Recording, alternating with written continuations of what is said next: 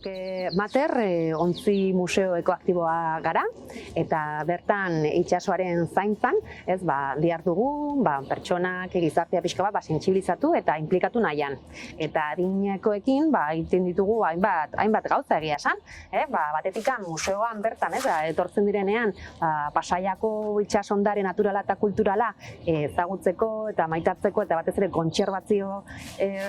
esperientziak eskaintzen dizkiogu eta hainbat eta alde etortzen zaizkigu, jubilatu eta adinekoekin. Eta azken kolaborazioa adibidez hemen adinekoekin izan da, emakume taldekoekin, kakorratz komunitarioaren bitartez,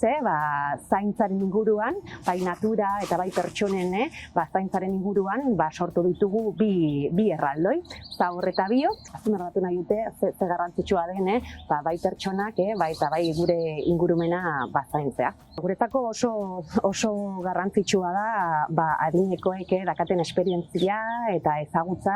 partekatzea gizartean, eta gu azkenean Mater bezala gizartearentzat baita ere zubi bat garen horretan, beraiekin lan egitea oso aberatsea da, bai? Azkenean, beraiek ere etortzen dira guregana eta beraiei ere eskaini behar diegu zerbait baliotsua, eta horretarako guk dakagun ingurumenarekiko